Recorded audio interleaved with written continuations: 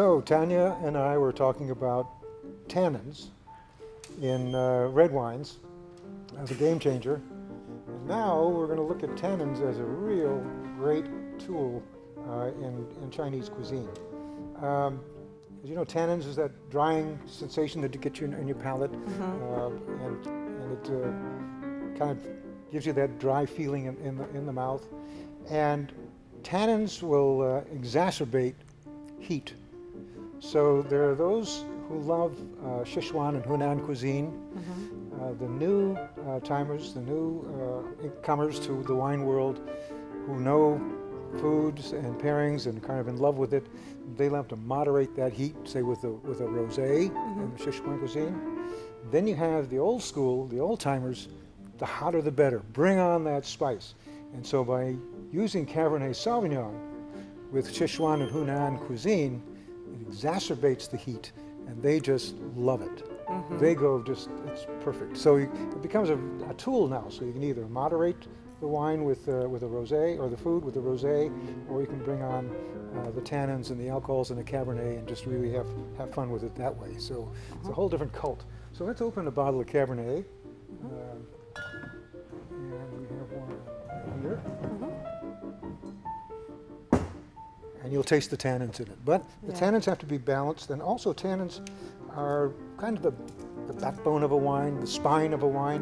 When you're aging a wine, tannins kind of holds everything together, so it keeps it all entwined and in balance. And it makes taste and rich, you know, and delicious and more more sensitive.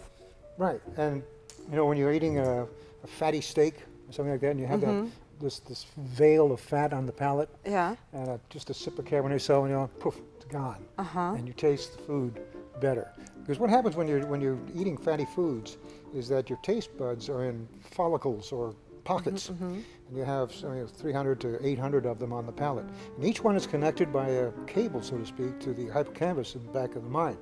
So when that follicle fills up with fatty foods, then the 6th or 7th bite tastes kind of bland. It doesn't taste anything like the first, second, or third bite. All right? Enter wine with the acidity. It cleans out those follicles, so now the food tastes almost like the 3rd or 4th bite. It doesn't taste like the first, but it'll taste like the 3rd or 4th. And so that's really the this is very important. Yeah, it's the mission of wine to do that. And that's why food always tastes better with wine. Yeah. So put that beer bottle down and drink some wine, and you'll love it. Although nothing wrong with beer.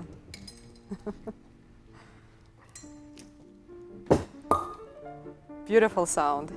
Now, I always smell corks because it's a problem that's endemic in the wine industry where you get tainted corks, so it'll taint the wine, and so you just don't want to be pouring a wine and talking about it and lauding about it and then have it smell like a wet dog or something. So you got to smell the corks. It can't be helped. It's universal. Ooh, look at the color. Nice depth there. Very beautiful. Thank you, Chris. So we're going to think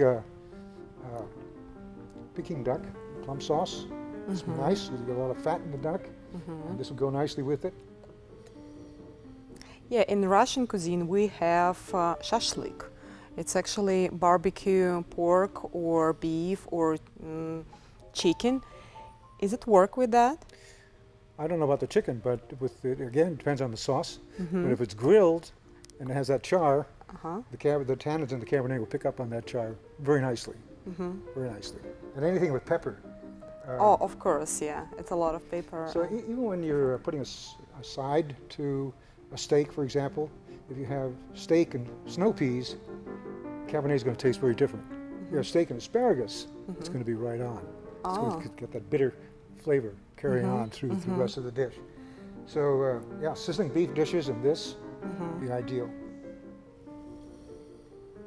Oh, it's got a really beautiful nose. I've got a nice little chestnut mahogany. Yes, exactly. It's got a little fruit, a little dark fruit there coming out. Maybe a little bit cherry. Cherry, yes, a little dark cherry. A little smoke.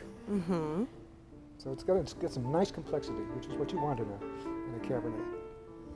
Now the Chinese love their tannin, which you get in Cabernet, as you know, we're talking about exacerbating the heat, Yeah. because they love their tea.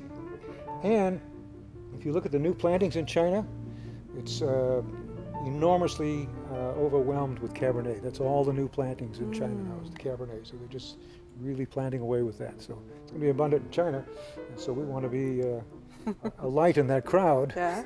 and we're going to be there too with our great wines.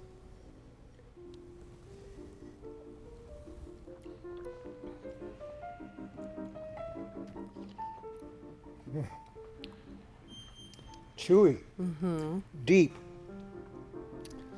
Very juicy. You know, like good to word, me. juicy. And longevity, just long flavors lingering on the palate, which is a signature of a great wine. Very smooth into your Yes. throat. Soft grain tannins, I mean, the tannins and Cabernets, gosh, there's some Bordeaux wines that you can't drink for the first 10 years because they're so tannic. It's like drinking a twig or something. It's just full of tannin. But this is just really balanced and rounded, soft.